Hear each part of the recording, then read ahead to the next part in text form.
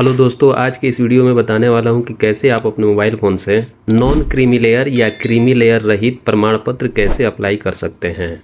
Non creamy layer का मतलब होता है जिनका एनुअल इनकम 8 लाख से कम होता है, वह नॉन क्रीमी लेयर में आते हैं। कभी कभी प्राइवेट सेक्टर या गवर्नमेंट सेक्टर में भी इस प्रमाण पत्र की आवश्यकता पड़ जाती है। तो आप अपने मोबाइल फ़ोन से कैसे अप्लाई कर सकते हैं, इसके बारे में बताने वाला हूँ। तो चलिए वीडियो को शुरू करते हैं। सबसे पहले आप अपने मोबाइल के क्रोम ब्राउज़र को ओपन कर लेंगे। ओपन करने के बाद सर्च बार में टाइप करेंगे RTPS बिहार। सर्च करने के बाद जो सबसे ऊपर लिंक आया रहेगा serviceonline.bihar.gov.in, उस पर आप क्लिक करेंगे। क्लिक करने के बाद एक नया पेज ओपन हो जाएगा। तो आप अपने मोबाइल के स्क्रीन को ऊपर की तरफ स्क्रॉल करेंगे और यहाँ पर दिया हुआ है सामान्य प्रशासन विभाग, इस पर आप क्लिक करेंगे। क्लिक करने के बाद यहाँ आप देख सकते हैं लिखा हुआ है नॉन क्रीमी लेयर प्रमाण पत्र का निर्गमन, उस पर आप क्लिक करेंगे। उसके बाद अंचल स्तर पर क्लिक करेंगे। क्लिक करने के बाद नॉन क्रीमी लेयर सर्टिफिकेट का फॉर्म ओपन हो जाएगा, जिसे आप सावधानी पूर्वक फिलअप कर लेंगे।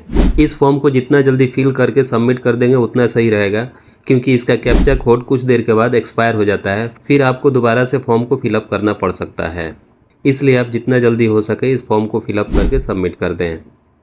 तो सबसे ऊपर दिया हुआ है कि आपके पास पहले से निर्गत प्रमाण पत्र है, तो इसमें नो ही सिलेक्ट रहेगा। फिर उसके बाद अपना जेंडर सेलेक्ट कर लेंगे। जेंडर सेलेक्ट करने के बाद यहाँ पर दिया हुआ है अभिवादन, तो यहाँ पर कोई अभिवादन नहीं पर ही सिलेक्ट रहने देंगे। उसके बाद अप्लीकेंट नेम में अपना नेम इंग्लिश में लिख लेंगे, फिर यहाँ पर हिंदी में अपना नाम लिख लेंगे। उसके बाद अपना डेट ऑफ बर्थ फिल कर लेंगे और यहाँ पर आधार संख्या भरना ज़रूरी नहीं है। फिर हम नीचे आते हैं, यहाँ पर दिया हुआ है आवासीय पता। अब यहाँ पर आप अपना एड्रेस फिलअप करेंगे। यहाँ पर स्टेट को सिलेक्ट कर लेंगे। स्टेट सेलेक्ट करने के बाद इसमें से जिला आप सिलेक्ट कर लेंगे, जो भी हो आपका। फिर उसके बाद अनुमंडल अपना सेलेक्ट कर लेंगे। उसके बाद ब्लॉक अपना सेलेक्ट कर लेंगे और यहाँ पर आप अपना विलेज का नाम इंटर कर लेंगे। आप यहाँ इंग्लिश या हिंदी किसी में भी टाइप कर सकते हैं। अगर आप इसमें हिंदी में टाइप करना चाहते हैं तो यहाँ पर स्पेस बार दिया हुआ है, इसको 1-2 सेकंड के लिए आप प्रेस करेंगे तो यहाँ पर हिंदी का ऑप्शन आ जाएगा। तो इस पर क्लिक करके आप इसमें हिंदी में भी टाइप कर सकते हैं। फिर यहाँ पर दिया है वार्ड नंबर, आप इसे भर भी सकते हैं, छोड़ भी सकते हैं, क्योंकि यहाँ पर स्टार मार्क नहीं है रेड में, यानी जिस पर स्टार मार्क दिया हुआ है रेड में उसे फिलअप करना मस्ट है। उसके बाद यहाँ पर आप अपना थाना सेलेक्ट कर लेंगे, जो भी हो आपका। थाना सेलेक्ट करने के बाद पोस्ट ऑफिस को यहाँ पर इंटर कर लेंगे और होल्डिंग नंबर को ऐसे ही छोड़ सकते हैं, सर्किल नंबर को भी ब्लैंक छोड़ सकते हैं।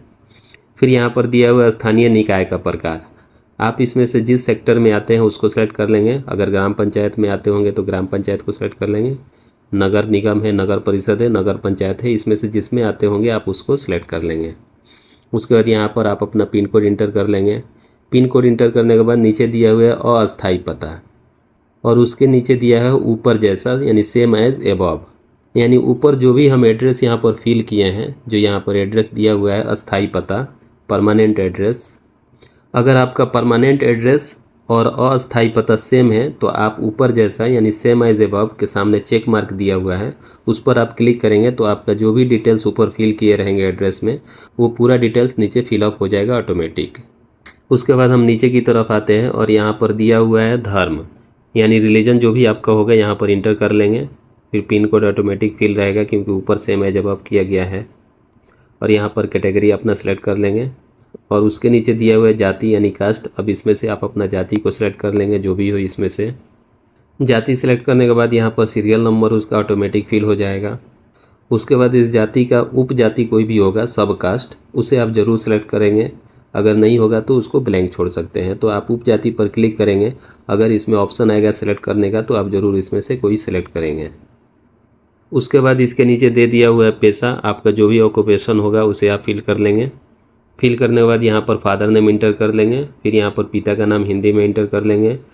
उसके बाद हस्बैंड का नाम दिया हुआ है, अगर होगा तो इंग्लिश में इंटर करेंगे और यहाँ पर हिंदी में इंटर करेंगे। फिर मदर नेम इंग्लिश में इंटर कर लेंगे और यहाँ पर माता का नाम हिंदी में इंटर कर लेंगे। उसके बाद इसके नीचे दे दिया है आवेदक का मोबाइल नंबर। अब यहाँ पर आप अपना मोबाइल नंबर इंटर कर लेंगे। उसके बाद यहाँ पर ईमेल आईडी भी इंटर कर लेंगे।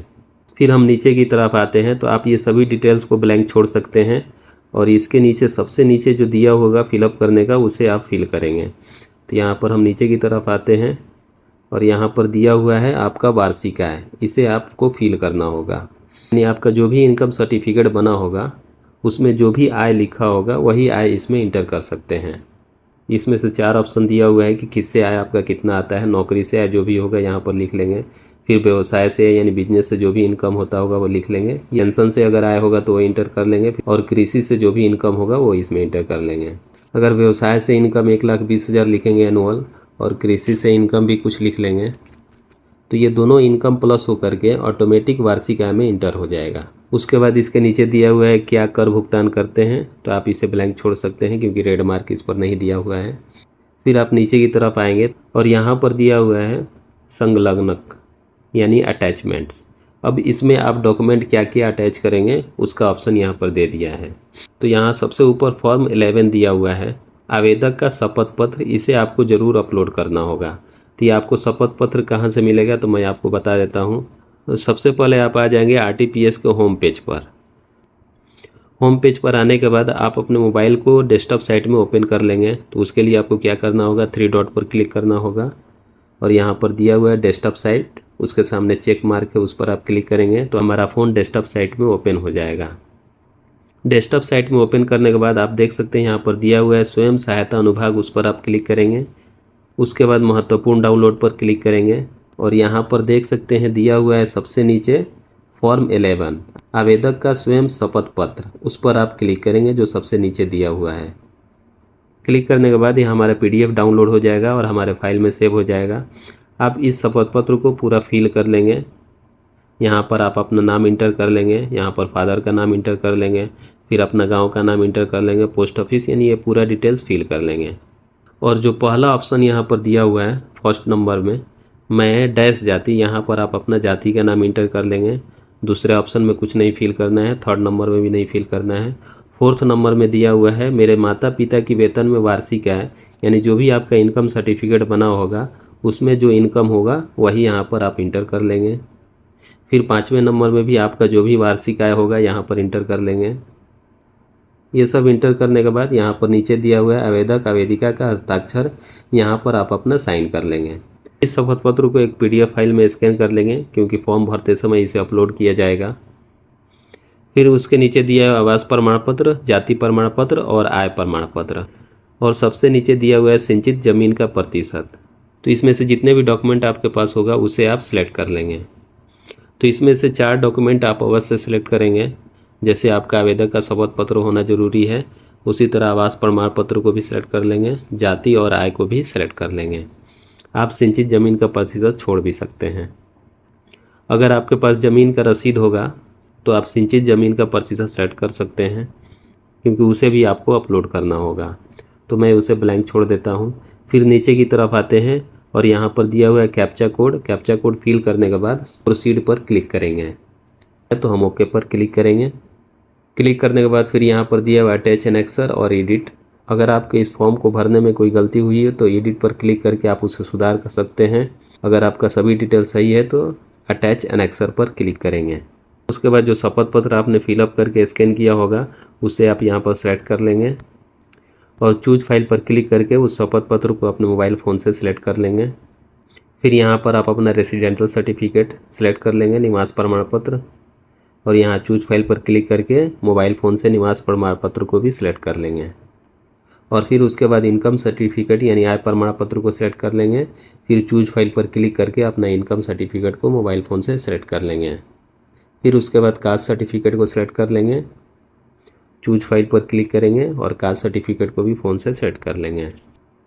और नीचे दिया हुआ है दस्तावेज यानी डॉक्यूमेंट, यानी आप अपने प्रूफ के तौर पर कौन सा डॉक्यूमेंट देना चाहते हैं उसे आप इसमें से सिलेक्ट कर लेंगे। इसमें से जो भी आपके पास हो, अगर आधार कार्ड है तो आधार कार्ड को सिलेक्ट कर लेंगे।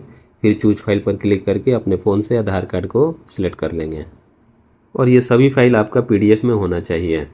उसके बाद नीचे की तरफ आएंगे और सेव एनेक्सर पर क्लिक करेंगे। फिर उसके बाद सबमिट पर क्लिक करेंगे। सबमिट पर क्लिक करने के बाद आप देख सकते हैं इस तरह से आपका रिसिप्ट जनरेट हो जाएगा, जिसका आप एक स्क्रीनशॉट ले लेंगे। यहाँ पर आपको एक आवेदन संख्या मिल जाएगा जिसके द्वारा आप अपने नॉन क्रीमी लेयर सर्टिफिकेट का स्टेटस चेक कर सकते हैं और डाउनलोड भी कर सकते हैं।